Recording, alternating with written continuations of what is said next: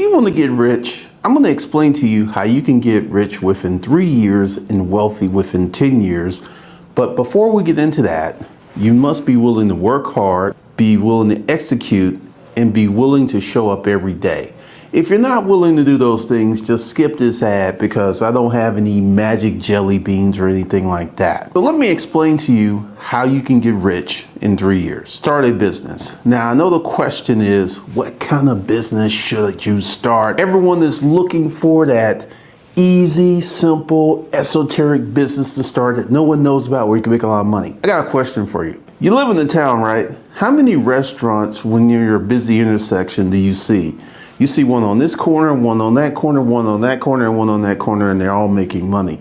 So we're not going to worry about competition. We're going to worry about execution. Now also, what is rich? I define rich as an income of $250,000 per year, almost $20,000 or more than $20,000 per month. That's getting rich. Now, what is wealthy? Wealthy is $5 million. So what we're going to discuss in this brief little introduction, introducing me to you, is how you can become wealthy within 10 years. Knowing that getting rich is $250,000, being wealthy is $5 million. Now, why do I put wealthy at $5 million? Last year, in the beginning of 2022, there were a lot of people who were millionaires, and due to the collapse of the stock market, the collapse of crypto, and the plunging of home prices, they're no longer a millionaire. In my opinion, $1 million is not wealthy, but 5 million and above. So how are we going to get there? We're going to start a business.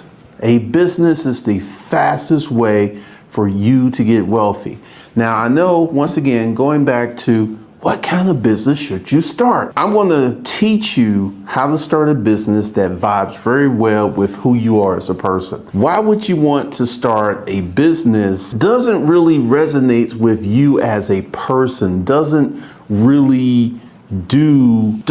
you happy. Because here's the thing, all businesses need these three things. They need an audience of customers, they need a product or service, and they need a marketing system to let customers know they exist. All three businesses, whether it's a hot dog cart on the corner or a booming commercial real estate firm, they all need the same things. And what I'm going to teach you is a blueprint how to make all of these type of businesses profitable. In the United States of America, we have 32 million businesses. And what's the big thing that most of these businesses have in common? Most of them are small, and most of them only have one employee, the owner. So what we're going to teach you in this training is how to hire and how to scale your business where you can become rich within 3 years and you can become wealthy in 5 and 10 years. Once again, we've defined rich as 250, so we're going to create a business that gets us to $250,000 gross revenue per year. And in 10 years, we're going to have a net worth between our business and our investments of $5 million. Now, this is why you got to get to the 250. I'm about to let you know something. The average person doesn't make enough money to meaningfully invest. Sure, you can invest whatever you have. You can invest your $100 per month. You can invest your $200 per month. You can invest your $500 per month, and $1,000 per month over a period of 20 years is barely $1 million.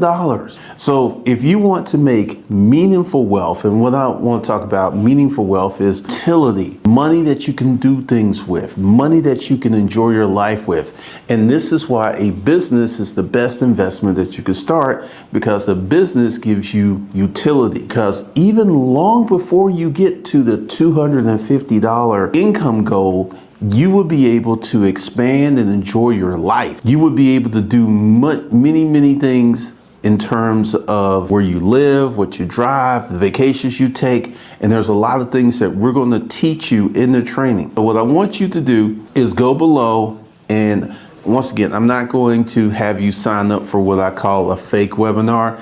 You're just going to go to the page, enter your email address, and then it's going to take you to the training where I'm going to teach you everything that you're going to get in this training that's going to, once again, make you rich within 3 years and make you wealthy within 10 years. So let's go ahead, sign up today, and I'll see you in the training.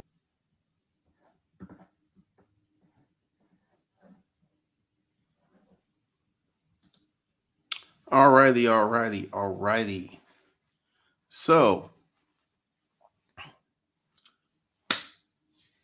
this is for the people who plan to be rich.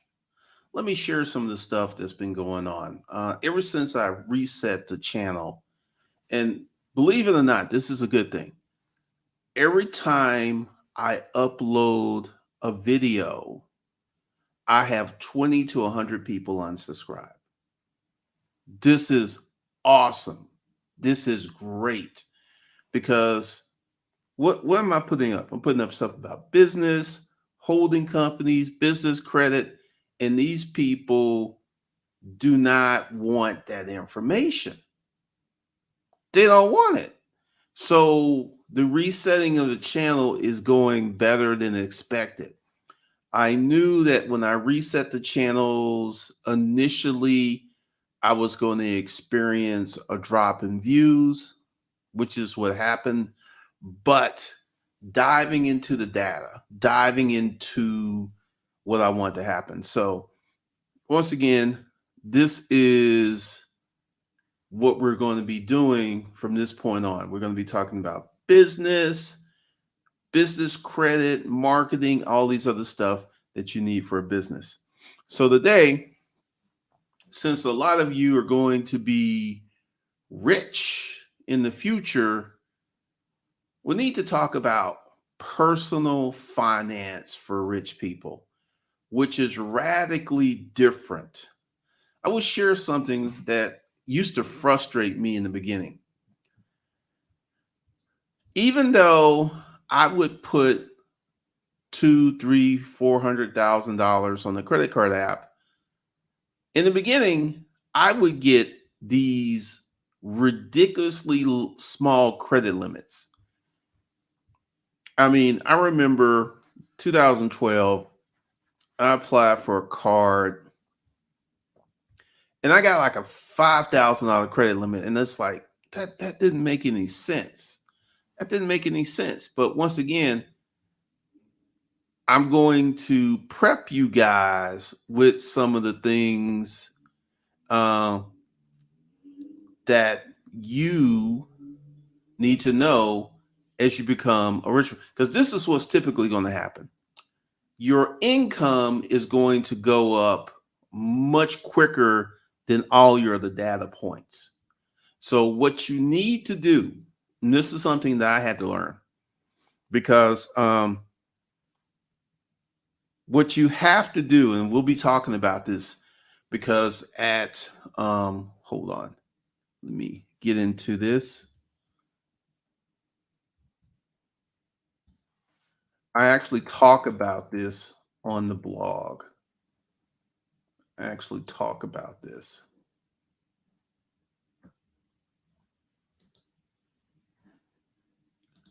And I'm going to put a link to it, how to stage your personal credit report for big business credit card limits. And this is for limits, period. And I need to edit that. Okay, that was the wrong one.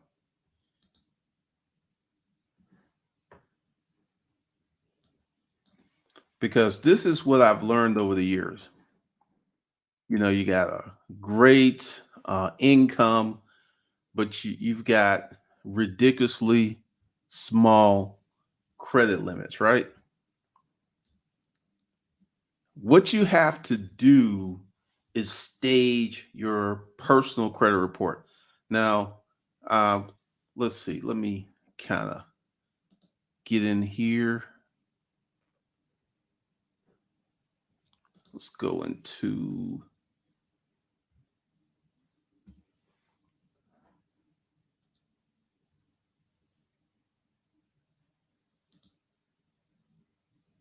Come on.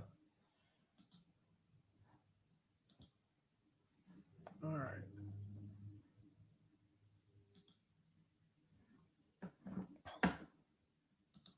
let's get into it.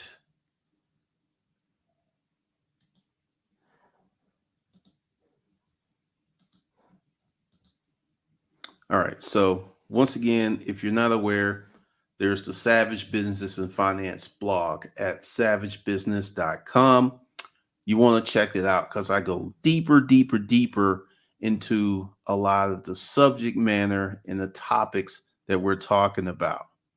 So this is one of the things that I had to learn how to do because the year that I did 1.5 million, the credit limits I was getting were like $5,000 to $10,000. And what I had to learn, what I had to do was stage, because like I got a lot of stuff. I had to do this. How to stage your personal credit report for big business credit card limits and other personal credit card limits. This is one of the things I had to do. Um, so essentially, this is how it goes.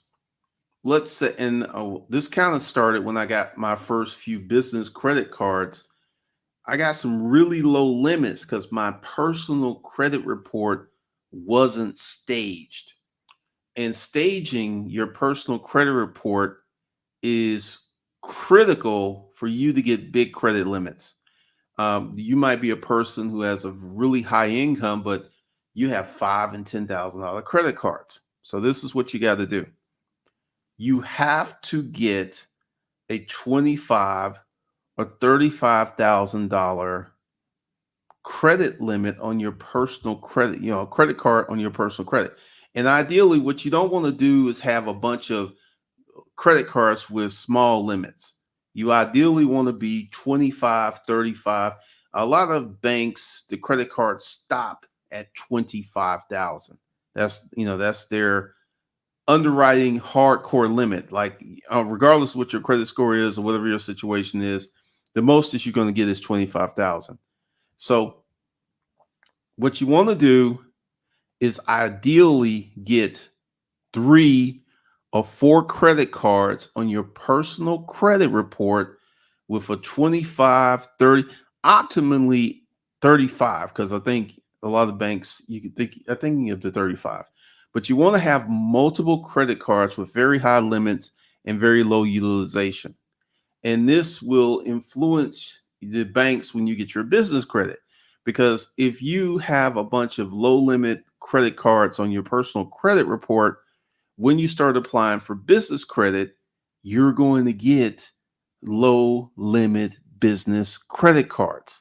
So you got to stage your personal credit report. And it's just a simple matter of getting one credit card. And I talk about it in this article right here. Let me see. Let me go ahead and put this in the chat because I give you deep details on how to go ahead and accomplish this, because until I actually did this, all I was getting was these toy credit card limits, like 5 and 10,000. And it's kind of frustrating because your income goes up, you have more exposure, you can do more things, but you have these credit cards with these really, really tiny limits. So that's one of the first things you need to do if you're going to, once you get rich and you want to um, use your credit, because this credit card right here has, right there, I have $150,000 credit limit on that one. I have $100,000 credit limit on that one. Now this is funny. This is the personal American Express. All of these cards, even though they're separate accounts, because they're on my American Express account, they all work together. So how I use this card influences these cards. So they're all somewhat interconnected. So if I spent a lot of money on this card And let's say I spend a lot of money on this card, and my credit limit on this card went up to 250. That would impact these cards. So that's one of the things. And this is why American Express is my favorite credit card issuer, because this is right here. That's $350,000 in credit right there. And that's one, two, three, four, five cards. So that's one of the things you want to do, because you're making money, you're doing well, and you want to go out and buy some stuff, and you could be hampered with these small credit limits. And until I stage my credit report, that's all I got. Even though my income was, because you could go ahead and put $300,000 on the credit application, but if on your personal credit report, if all you have are low limit credit cards, regardless of your score, that's what you're going to get. So you got to stage it and set it up for these big boy limits. The smallest credit card on my personal credit right now is, I believe, 40,000. And that took, because here's the thing. Most of these banks, you can only do a credit limit increase once, twice a year. So this literally took me years to stage my credit report, because when I got, let's see, when I got this one,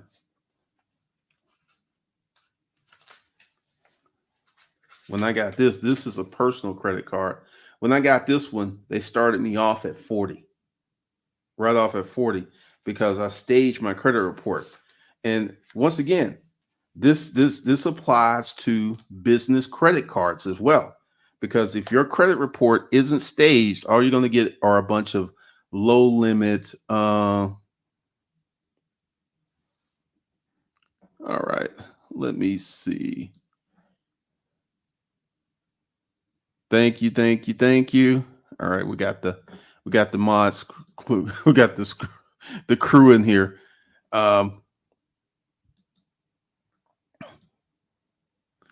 So that's what you have to do. Now, in the intro, I talked about even millionaires need budgets. And this is something that's exemplified by ESPN. Let me see. Let me see if I can find it, because this is a good one. If you haven't watched it, you should watch it. Hold on, let me find it.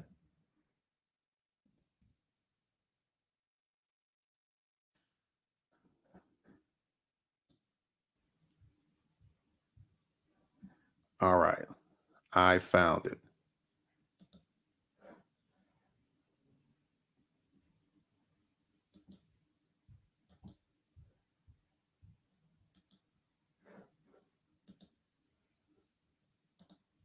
You want to check this out. ESPN 30 for 30 broke. It's online. These are guys who entered the NFL, NBA, Major League Baseball, $1 million contracts. And at the end of their career, they were broke, even though they were millionaires. They were millionaires. And this is one of the things, because I do have a budget. I do have limits, even though I have a lot of money coming in. I'm doing well. Let me explain. No, if you haven't checked it out, watch ESPN 30 for 30 broke.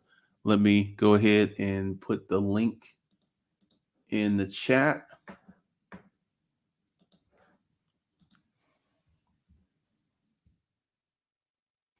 because it is crucial.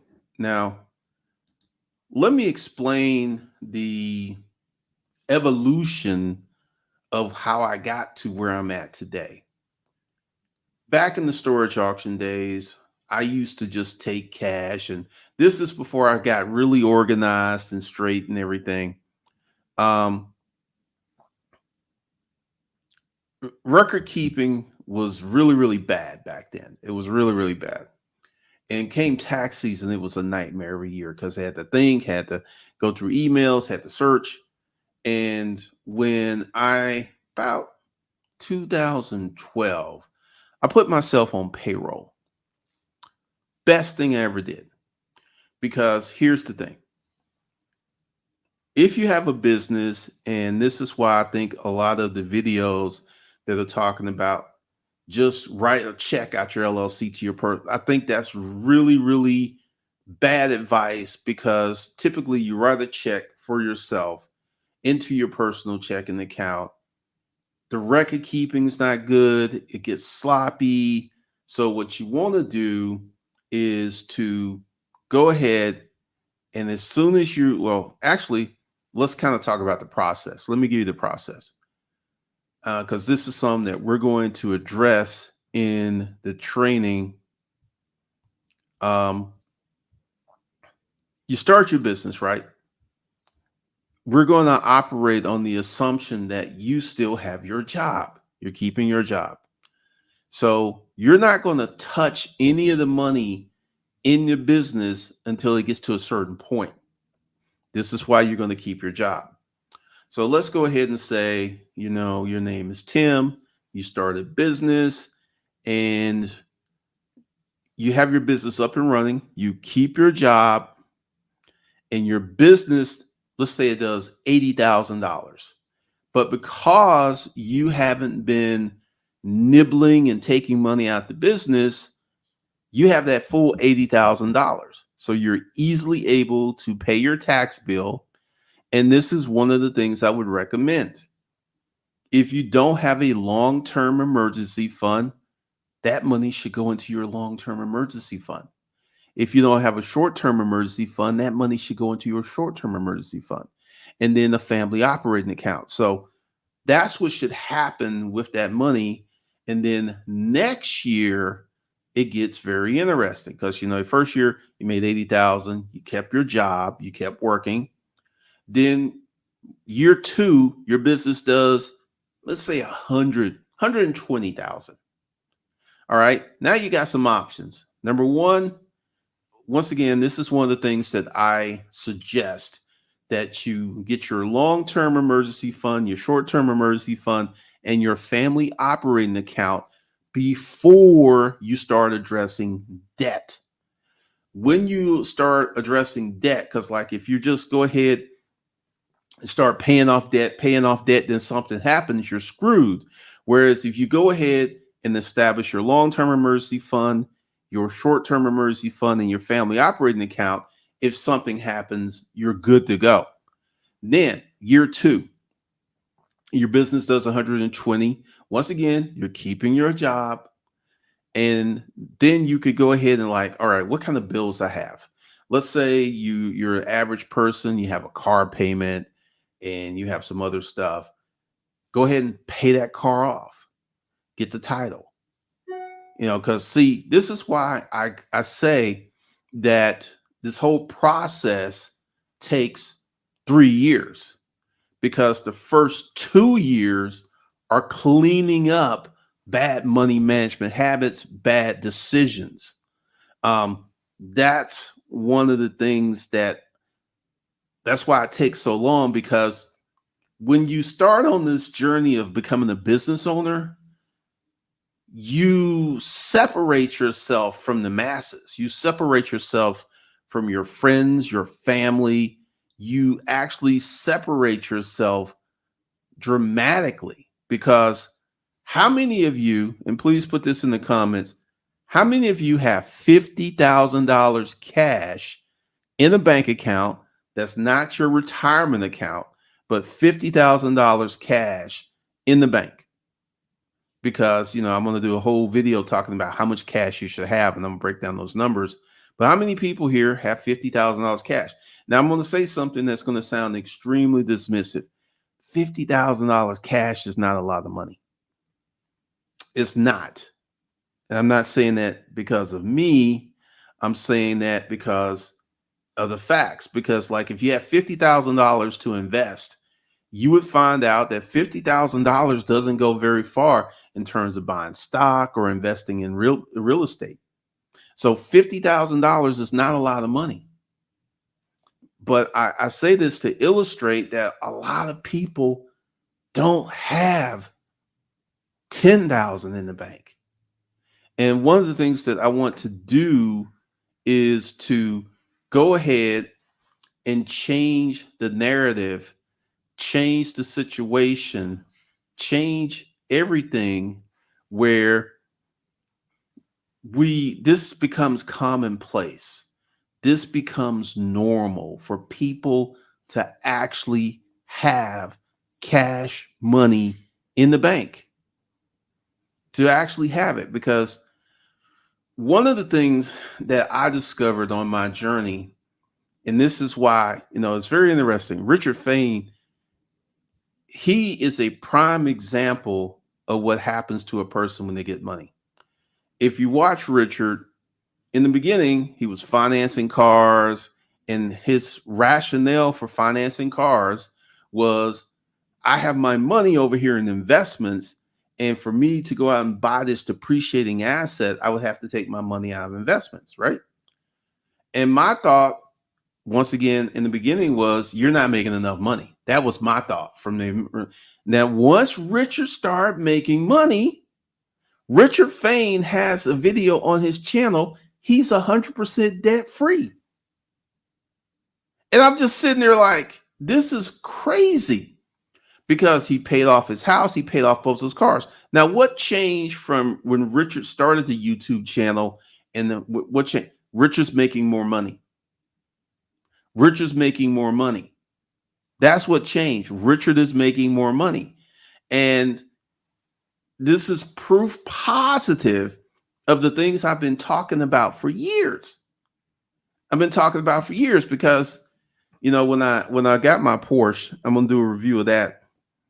And the salesman was saying, because I went in a sweatsuit, and he said, typically the guys who can pay cash for these cars come in dressed like you. They come in dressed like you. He said the flashy, the people with the Gucci and stuff, he's like, a lot of times they have bad credit. So once again, even if you're a millionaire, you need to have a budget, and you need to manage how you spend money. Because even though I'm going to do a whole series on this. Like, I got myself this the other day because I'm getting ready to start collecting watches again. But that's a business expense. I'm going to break that down in the training. About a $50,000 watch. That's a legitimate business expense. And I use my business credit card. So I'm going to be breaking that down in the training, because here's the thing. Like, sure, I have a BMW, I have a Porsche, I live in a very expensive apartment. But let me share some with you. I sometimes go many, many months without buying anything outside of food, gas, or something. Now, here's the thing. If I need something for business, I go ahead and get it, because there's always money in the bank on the credit cards for business stuff. There's always money for that. But personally, I really don't spend that much money. On a personal level, I don't really spend that much money. My biggest expense, I would say, would be eating out. And honestly, I have no clue to what that comes up to month, because I haven't went to because here's the eating out card. Here's the eating out card. 4x points, right? So I really don't spend money. Like, there's periods of times where you would see me spend a lot of money, but typically what will happen is I will make the money before I start spending it. Whereas the average American is in a situation where they're spending money on credit and they have no cash. They have no cash. And let's see. I don't know. if it's up here. Oh,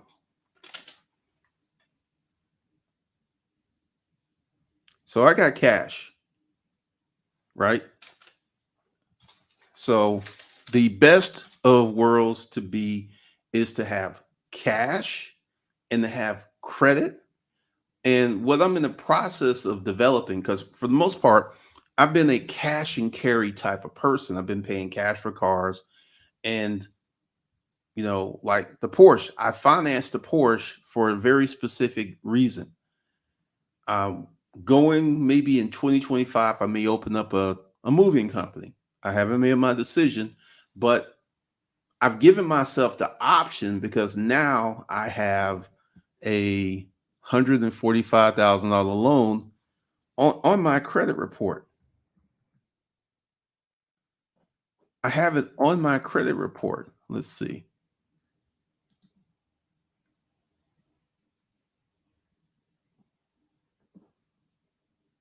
And yes, I do check my credit score every day.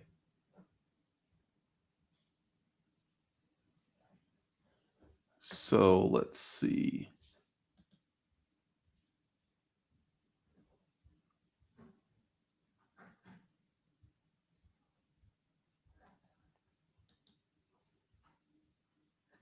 All right. So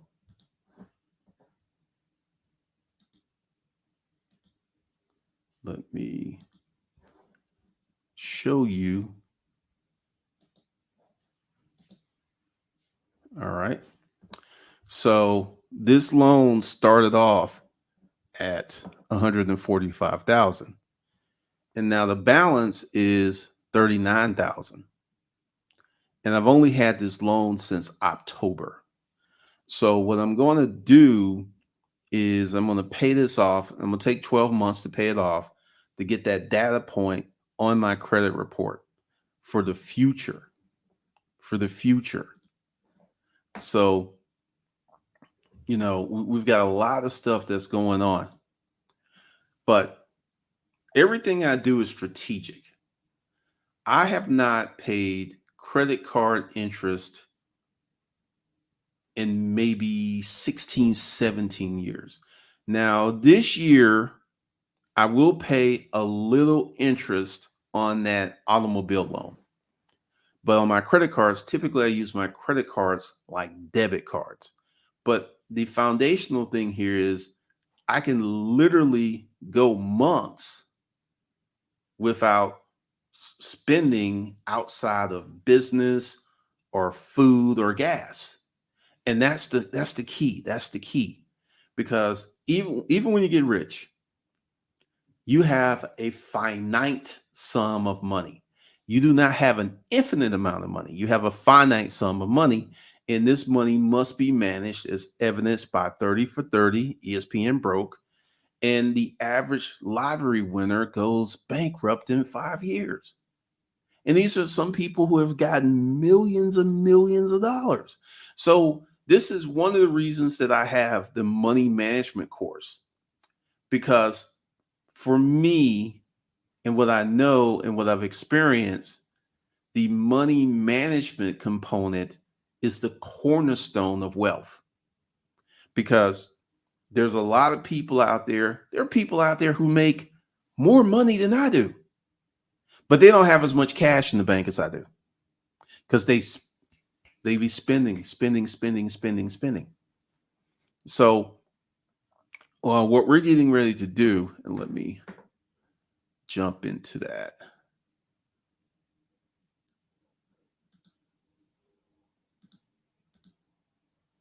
Let's see.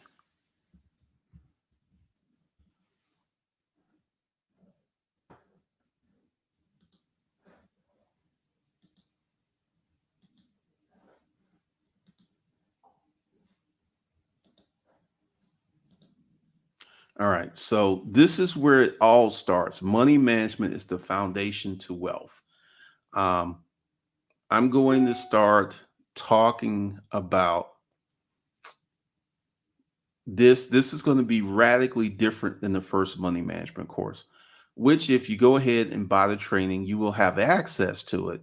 and you will see how radically different that this is compared to the money management stuff. It is radically different. It is very, very different because I've learned a few things, right? And one of the things that we're going to get into is building super credit. And once you get rich, and for the definition, when I say rich, the definition of rich is annual income of 250,000 or more. So once you hit, uh, you get to 250, you're essentially rich, and rich is not wealthy. And we define wealth as 5 million or more. So this get rich is 250K per year, and we define wealth as 5 million or more. So that's one of the things that we were getting into. But money management is everything, because let me share some stuff with you guys. The first time I made a staggering amount of money was the end of 2011 going into 2012. However, I just started that journey in 2009, and I was very much the storage auction person. Now, what happened in the storage auction world? Storage auctions made me pathologically cheap. I could spend, like this happened. I spent $10 on a storage unit, and I got a completely brand new wardrobe. I mean, I had these I still have one polo leather jacket. I still have one. Um, the guy he was from Chicago. He had the leather jackets. He had the Timberlands. All he wore is polo. A lot of polo shirts, and essentially, I got a whole new wardrobe for $10. And the stuff I didn't keep, I sold for about 8 grand. So having that exposure, being in the storage auction world, kind of going back to Richard Fain, before Richard got exposed to the money, he was very much, I would say, slightly above average Americans. You know, he made more money, had investments, had some nice cars, but he was still acting and operating like an average person because he was buying stuff on credit. Now, when Richard got more cash in his life, his behavior changed. And this is the whole point. Like, you know, I don't know, because this was like 2 years ago when I was making these videos, because he make these videos talking about, he and another dude made these videos talking about the reason I finance cars is because and I'm like, no, no, no. The reason you finance cars is that's the only way you can get that car, because you don't have enough money. But when Richard corrected that deficiency, and he started, because he did a video, I think he's made like $1 million in the last few years, and he's paid off his house. He paid off both these cars. Now Richard is acting like a wealthy person. He's acting, because I asked the guy at the Porsche dealership, I said, what percentage of these guys come in here and pay cash for the cars? And the guy said about 30-40%, which was higher than what I thought it was going to be. So as we go ahead and we build out the programs and we build out the training, you know, because once again, this is why I keep saying it takes 3 years, because the first 2 years you're cleaning up bad behavior. Like I said, going back to when I was super cheap, there would have been no way that this would have happened in 2011-12. This would have never happened, because mentally I couldn't do it. Mentally, I could not do it. There was no way, because I was like, that was the biggest sum of money I've ever saw in my life. It was one of the um, most extreme experiences. And Honestly, I thought at any moment it was going to stop because I would wake up $10,000 in my merchant account. I was like, this is crazy. But I was still very much that storage auction person. I was pathologically cheap. That's how come when I see Graham Stephan, Richard Fain, and all these other people, and I see these behaviors, I know what it is. And Graham Stephan, he's come out of it. He's come out of it because here's the thing. When you now, this is something else that Dave Ramsey talks about. And if you listen to the show, you will have people who will call in who have saved up 3, 4, 5, 6, $7 million, and they worked really hard putting that money away, and they're unable to spend and enjoy the money because they're pathologically cheap. They cannot. I'm like, I've literally heard like, yeah, I'm worth 7 million, and I was, I want to take this trip, but I don't know if I can afford it. Because here's the thing. When you get rich that way over a long period of time, you have to struggle, you have to sacrifice, you have to scrimp. Um, that's who you become. That's who you become. You become that person. So you can literally have $10 million net worth, but you're still going to be like, there was this so-called investor, because I think the story is a fable. I don't think it's a real story, but this guy was a janitor and he died with like an $8 million stock portfolio. And one of the stories, this guy was in the store and he had on an old coat with holes in it. It was held together by safety pins. All right, so you got $8 million, but you walking around like that. That's just ridiculous. That's ridiculous. But this is one of the reasons that I started to make a change, because I understood why I was cheap. I understood why I was cheap, but I started to push out of that because I didn't want to be that person sitting on a ton of money and not enjoying it. That made no, because once I really said, because I remember I went on a date, and this was about 2013, fancy restaurant. I think the bill was $250, and I paid it. And I thought about that. I thought about that 250 all week. I thought about it, and I was like, okay, you had a good time, you enjoyed yourself, you could do it, it didn't break you. Why are you stressed about this 250? And at that point, I started to have conversations with myself, and I started to say, okay, this is what we're going to do going forward. We're going to enjoy ourselves, but we're going to be reasonable. And this is why I'm in this period. Like, I'm not going to be buying one of these every month or getting a Porsche every month. That's not going to happen. However, every few months, I'm going to drop a lot of cash on something that makes me happy, because I don't want to be that person. And this, like Graham Stephan, I don't know if you're aware of this, he's getting married. And ever since he's been dating this woman, he has changed. His cheapness has gone out the window. Because, all right, I don't know how much he makes. I think it's like 2 or 3 million a year from YouTube. So even after taxes, that's still 7 figures.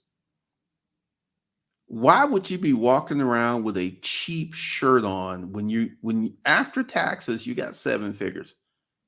Um, that's crazy. That's just crazy. So let me kind of go ahead to the comments. Congratulations. I know you're gone because you had to go back. What's up, man? Film production. Yep, that happens. I had an old filmmaking channel that I turned into a business channel. I would get subs on new look. Oh, because here's the thing, and this is one of the reasons I'm upset. Like one day, I think I had literally 200 unsubscribes. And it's because these people are not interested in money or building or doing anything. They're just not interested in it. What's up, Frozen? What's up, Ted? What's up, Dunny? All right.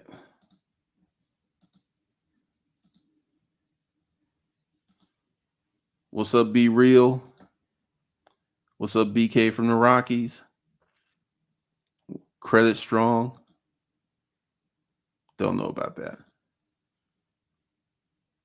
Yeah, 30 for 30. I mean, I seriously recommend that because these guys had 10, 15, 20. One of the people made $100 million and he went broke. What's up, Bina? Yeah, $50,000 is it it sound like all right. In your hands, it's a lot of money, but for investments or especially real estate, you can't do a lot with 50. You really can't. What's up? What's up?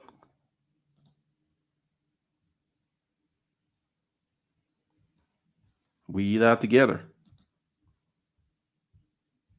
Oh yeah, the webinar is going to be interesting tonight.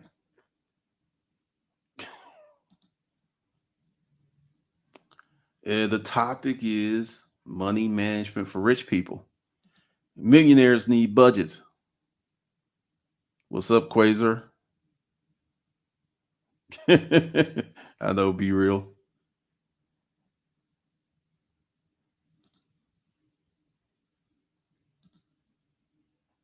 All right. All right. Y'all chill out. No fighting in the chat. What's up, Azur? All right, Albert. Appreciate it. What's up? What's going on, Albert? William Smith. I got closer to 75,000 unless I pay off my car payment and credit cards, then I'll be around down to 25,000. So because you have $50,000 of debt, that dents your net worth. So I have a suggestion for you, William. Figure out a way where you can make more money and get rid of that debt as fast as possible. Really get rid of it because you got the money to pay it off, which maybe you should, because you should look at the interest rates on the debt and the credit cards.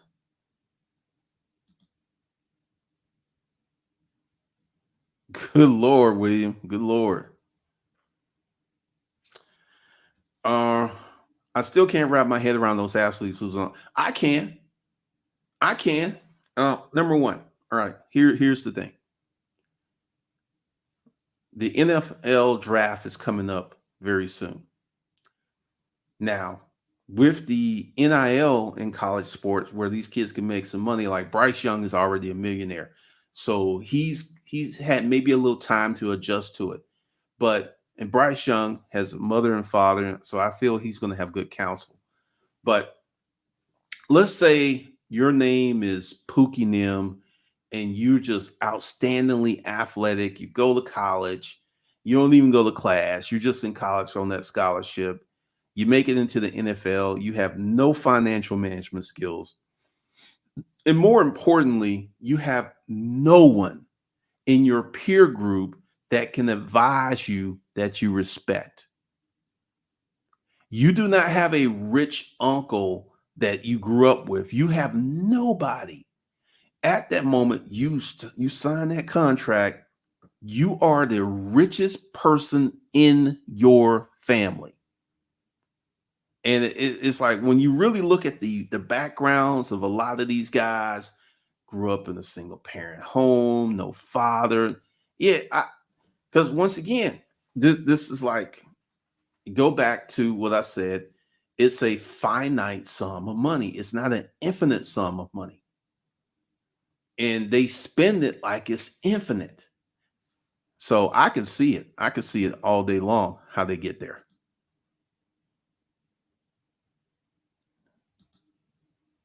What's up? What's up? Now there's a time and place to be cheap. There is. And in my life, because, and I wasn't cheap because I didn't have money. I was cheap because the storage auction business it predicated me to, why am I going to like this shirt? I think this shirt was $120. When I was in the storage auction business, there was no way I could go to a department store and spend $120 for a shirt. No way. When I could spend $10 or $20 or $30 and get a whole new wardrobe, there was no way.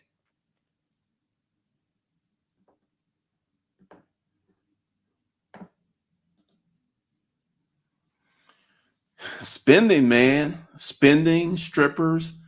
I forget the Chuck. He used to be on the radio show. Chuck, I can't remember his name, but he used to play for the Falcons. And Chuck said he had chartered a private jet and it was $30,000. And that was the last time he chartered a private jet.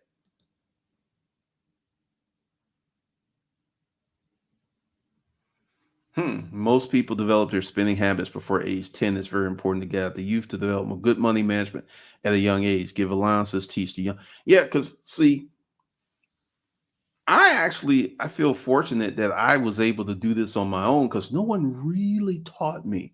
No one really did. That's a good point. Weed knows, man. Weed knows.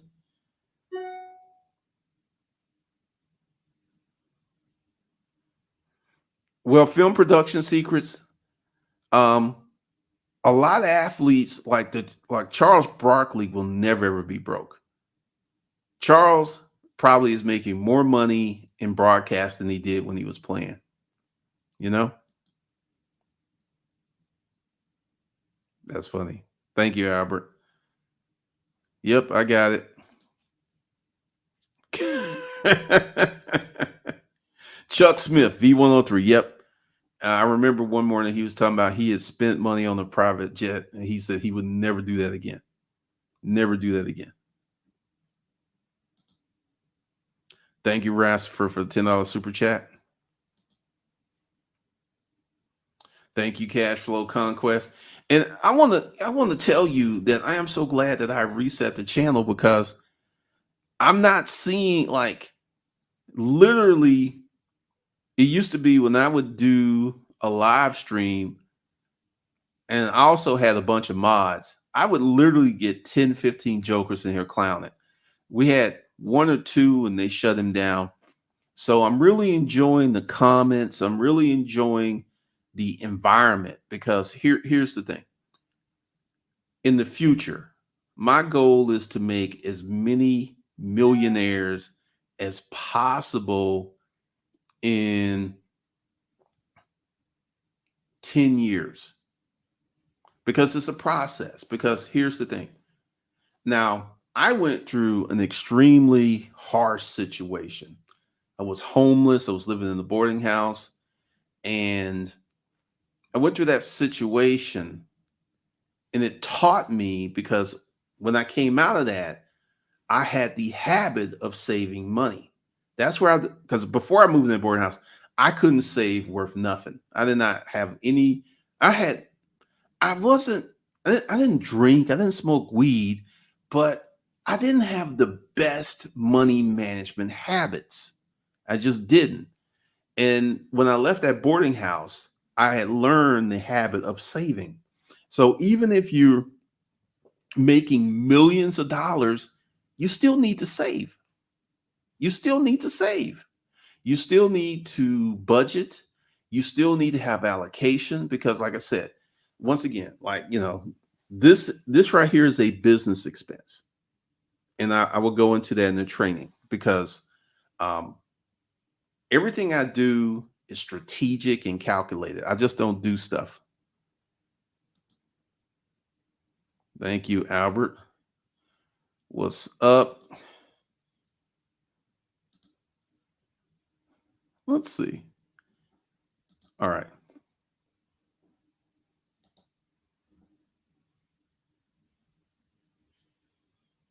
I'm sticking with your training because I was rich but not wealthy. And that's something that we need to make that distinction because when you get rich, and let's just go ahead and talk about rich.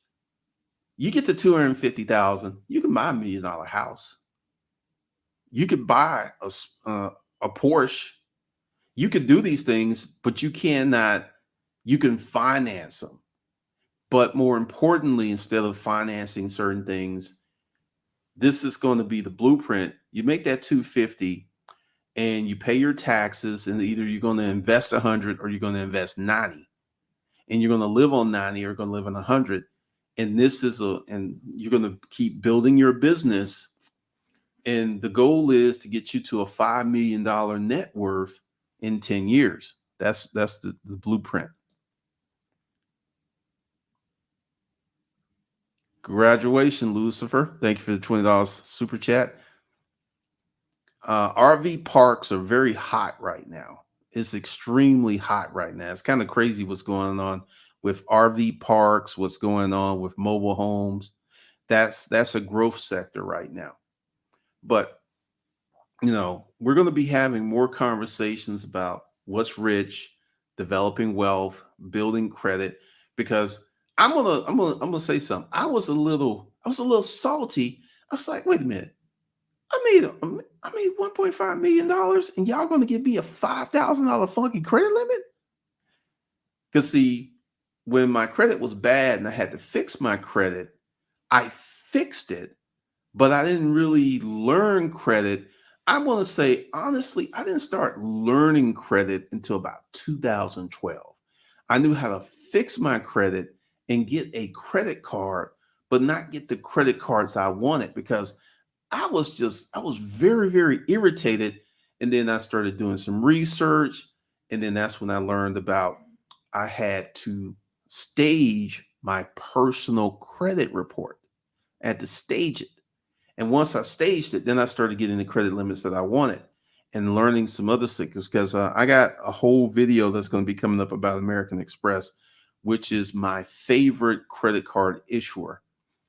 A lot of people like Chase because Chase reward points give you more value, but in terms of utility, um, it's hard to beat American Express. And here's the thing: I've been a member of American Express since 2014, right? But I've only had these cards since July, and I'm already up to $250,000 since July. Now, I had a relationship with them, but I had canceled it because I wasn't traveling, COVID, and all this other stuff. But all this happened. Let me show you, because American Express is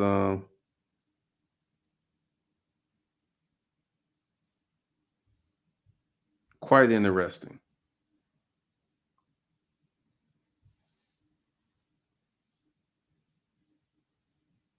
But I went ahead and all that's happened since July. Because July, I didn't have any American Express cards before July. So 250, well, actually, it's more than that when I count the charge. I mean, literally, it could be $500,000 just with American Express since July. Since July. So I'll be doing a whole video on that. Thank you. Leonard Harley, thank you for the $20 super chat. Appreciate you. Yeah, because this is the thing.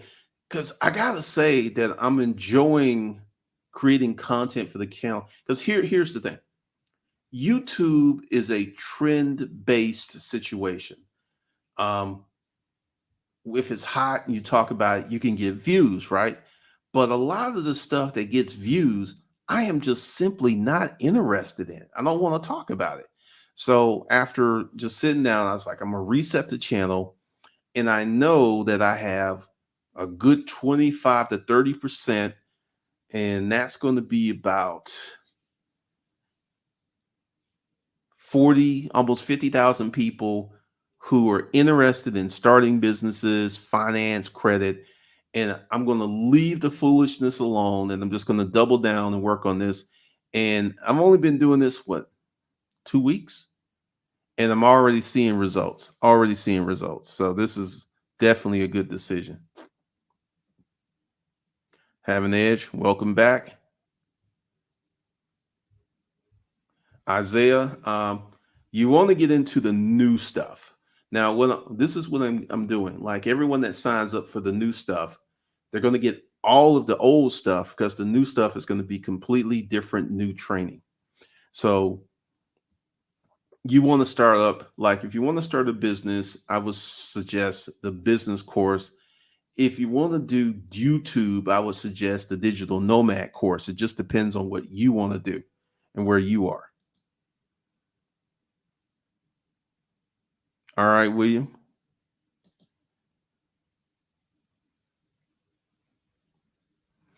Lucifer, thanks again for the $20. I love, yeah, Amex is if you use Amex correctly, um, there ain't nothing but love. There is nothing but love.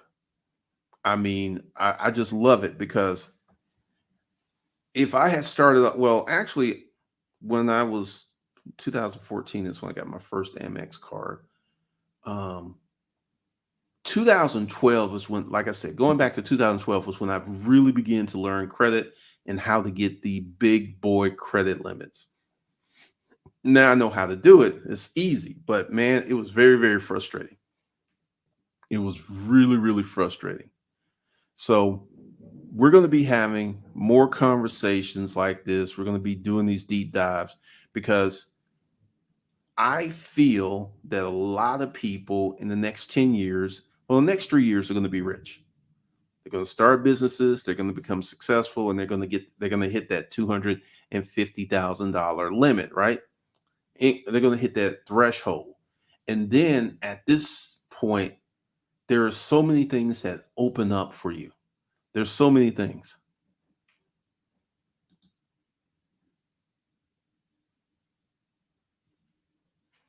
Man, that's rough, Albert. That's rough. So we're going to be doubling down, focused on doing more of this stuff. And we're going to be talking about it because we need to have these conversations because money management, in my opinion, is the foundation for wealth.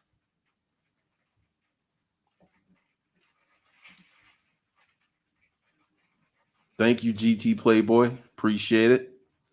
We're going to be talking about this because, once again, this is the stuff that I'm excited about. This is stuff I want to have conversations about, and this is what I want to do.